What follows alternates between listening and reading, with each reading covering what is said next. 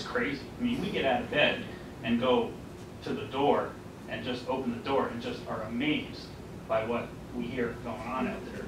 And this is a new problem. Now, I'm not saying we never heard it before. For 15 years, did we hear it?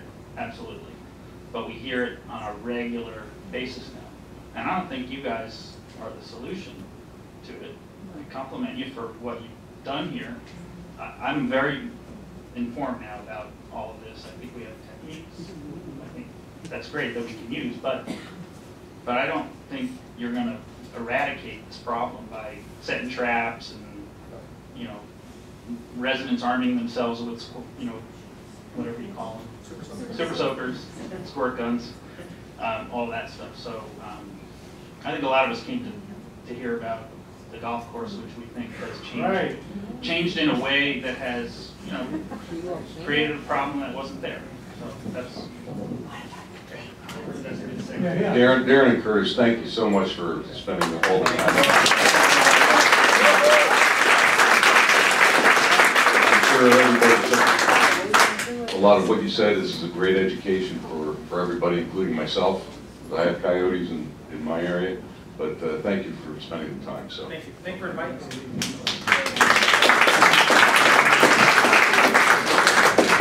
One last thing. Would you mind making sure the county gets a copy of that presentation so we can post that on the website? Because that was a lot more in depth than. Okay, you bet. As far as nocturnal goes, they will be active at night. Truly nocturnal animals, we're talking like raccoons, skunks, things like that. They're only active. Okay, so they're most active at dawn and dusk, but can be active in night. Okay, we're just going to continue on here. I just want to let everybody know that we do have two private companies that are here with us tonight. If you have any questions, if you would like to hire them possibly, for example, in your killing field scenario, no, I'm just saying that's why you would hire one of these companies.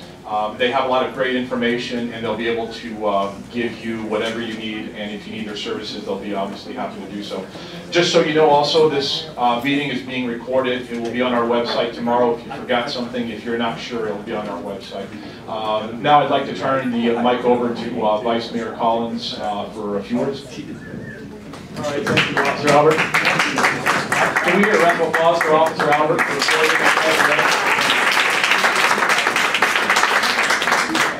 Okay, and as you mentioned, we do have some representatives from Critter Control and some active control measures here in the back, and so if any of you want to talk to them while I speak, feel free to get up and go.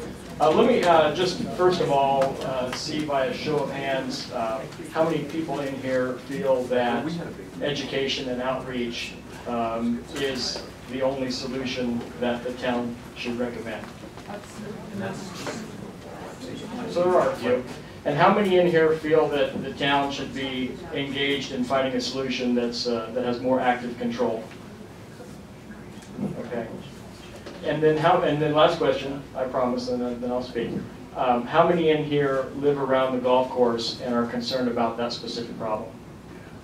Okay, thank you. About the same number as the ones interested in the active control, just as a note. Before I begin, I have to kind of say some housekeeping items. Mayor Lamar was here, then he left, but we have a quorum of the town council here. And so procedurally, we can't debate or discuss exactly what solutions we're going to propose or conduct in the future. That would be a violation of open meeting law. So what I will do tonight is just tell you what my perspective is. And I know many of you, talked with many of you during the Public Safety Task Force process, and also in touring the golf course community with Brad, and identifying some of the problems. And as you know, the issue of wildlife came to be because of all of you. We're speaking out. And speaking out that you had identified a localized problem that should be addressed by the town. Now, I'll give you my background. And as some of you know, I had a dachshund, a 10-year-old dachshund who was killed in my backyard in front of my wife. And it was the most traumatizing thing, I think, that she'd ever experienced. Absolutely horrible. That was a little over 10 years ago. So I didn't know. I didn't know that coyotes can jump my 6-foot block wall in the back of my yard. I didn't know that turning our little dog out in the middle of the afternoon was a risk to him. I just didn't know. Since that happened, I took it upon myself to plant tall bushes along the back of my wall. I installed pigeon spikes where there was a gap in the bushes, and I got a bigger dog. And I thought I had found the solution. Well, about 3 years ago, our other little dog, it was a replacement for the first little dog, was behind a fence, and the big dog was barking, and the coyotes jumped the wall again and attacked the little dog. He didn't die, but he suffered a lot of damage. And so, when I look at the problem, I think about myself. I'm probably not going to install leg traps on my property for the sake of my dogs. And I probably don't have anywhere near my property where I can install leg traps. So active control is probably not a solution for me. And I think that there are many residents in the town, we've heard from many, that appreciate the value of wildlife in our community and enjoy seeing the native wildlife around. And I think we can all appreciate a certain level of wildlife through our town. Where it becomes beyond normal or atypical is when you start to see a localized problem. And I think that's what many of you have experienced and what we've started to hear from you around the Ambiente Golf Course, in that there seems to be a perception that there are an abnormal number of coyotes. And perception is 99% of reality, right? So I think that the way that our town has handled this to date is to look at it from two levels. One, that it's a town-wide concern, and as many of you know, we haven't, our town has not had an active urban wildlife program since 2008. And so now we started to, we reinstituted that program. Officer Albert is the tip of the spear for the town on that. And we plan to conduct ongoing education outreach events throughout the year. I think the next one, Officer Albert, is June. It will be end of June, beginning of July. End of June, beginning of July. Okay, so that's the baseline, right? That's the education and information that we all need to live with wildlife, regardless of whether we're in a hotspot or an area of specific concern. I also think that, and again, I'm giving you my perspective, I can't tell you what we're going to do yet, but I also think that we have an obligation to work with residents to do things where the town can do something. And Jeff paid a good compliment to Darren and Curtis about their presentation here tonight and suggested that they weren't necessarily a part of the solution. I disagree a little bit. I know that Curtis probably won't be able to respond. He'd have to dock his boat on Saguaro Lake and come and get in his Jeep and come over here and respond. You know, that might not be the way that they are part of the solution. Okay? There are other ways. I think we as a community, we're a pretty bright, intelligent, educated, sophisticated, never wrong community, right? We expect that our town engages problems in a rational, intelligent manner, educated manner. And so I think that's the next step. You asked a question about the Ambiente Golf Course. I think we have identified that there is a potential problem localized in that area. And there might be other areas. I think we have residents who live near the Ritz-Carlton parcel at Lincoln and McDonald, same thing, you know, dens and packs of coyotes out there. So there might be other localized areas of abnormal population or specific concern. And I think it's the town's obligation to take the next step to find out what we can do. And so what I would like to see, and what I will be proposing, and I hope that my peers agree with me, is that we open up a better dialogue with Game and Fish. Game and Fish have, granted their resources have been curtailed significantly due to budgetary constraints, but they also do have research biologists, and they have others who can come and think through a problem, try to understand what the actual problem is. You know, we don't know the population dynamics of the coyotes living on the golf course. We do know that the vegetation structure, I think it was in one of Darren's slides, that tall bushes and grass hide coyotes and creates that improved habitat. We are in conversation with Marriott Corporation. They have acknowledged that they feel that the vegetation that is in many of your backyards is not to the Marriott standard that they would like. And I think that you've seen in recent newspapers that they have hired two horticulturalists to help them in that problem. I have not heard back yet. I think they're still pending to find out what that solution is. but I think they will probably come back and make a recommendation that deals with the aesthetics of that vegetation in addition to its contribution to what might be nice habitat for coyotes to prey and to hide in. And so I think we'll find solutions from Marriott towards that end, and I think in my experience, and Councilmember Scherf and I have talked with the general manager of Marriott several times. They're engaged and they're looking for a solution as well. But their solution, along with the town, is not going to kill every coyote in the town. That can't be the solution, and I don't think that there's popular support for that.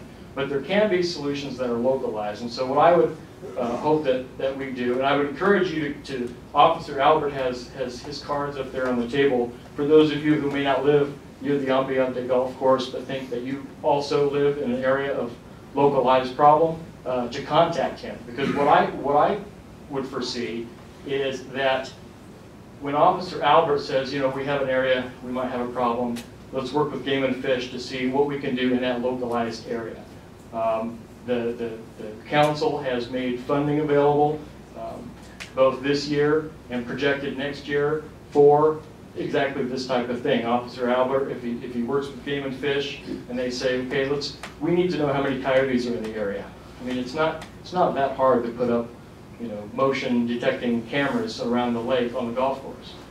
We can do things to find out what the extent of the problem is. And then once we find out and validate that there is a problem, and I don't think any of us are second guessing any of you in your perception that there is a problem, but it's easier to come up with a treatment and a solution once you validate or quantify exactly what the situation is and exactly where the best solutions may lay. So I think you'll see the next step being a combination of Marriott working to modify their vegetation structure in the outer rough areas on your property.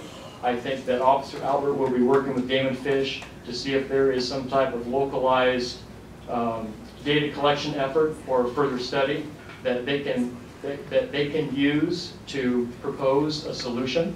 And at the end of the day, you know, trapping and extermination of coyotes on private property is legal. You know, we have representatives here that we can talk to about that. But I don't know many of you who are going to put lake traps in your backyards. I don't know that Marriott is too interested in putting open lake traps on a golf course. So there are challenges. I don't think anyone is advocating the responsibility, but it's a complicated problem, complicated scenario. We recognize that we need to find solutions, and I think the town is engaged in finding those solutions. Okay, I'll take a couple of questions. I don't live on the golf course.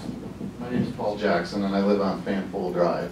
And our house backs up to Burnell Road, which is where the Burnell Wash is. That comes down from the preserve area, and it is a coyote highway that runs into Paradise Valley from the preserve. And I would just suggest that would be an area that you look at. We've lost 2 dogs, and I know my neighbors all have lost cats and dogs. I'm sorry, if you're lost. As I said, I've lived here a long time, and we worked with Mr. John Quinn, who was with with Fish and Game, and we had 5 coyotes. They attacked 5 oxen in the backyard, and it wasn't until they killed a dog 5 feet from a bus stop with kids that Fish and Game came in. They did lake trap and took those out. And then, I mean, we're used to the coyotes. That's why I know all the things I'm supposed to do. That's why. But when I can't even be in my house at night without hearing small dogs screaming, which is why I'm out at 11 o'clock at night, chasing. I take 2 boards, 2x4s, and smack them together, and it startles them, or I scream at the top of my lungs, and they seem to take off and go, unfortunately, back to the golf course.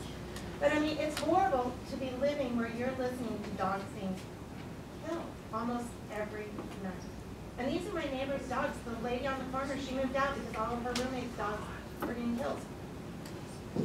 Thank you for sharing. And I would say that if any of you have ideas or think that there are specific areas where there are opportunities to take more active control to pass those on to Officer Albert, and he's kind of the collector of that on the council's perspective, and we will take a look at that. Mel? Yeah, may I risk saying something?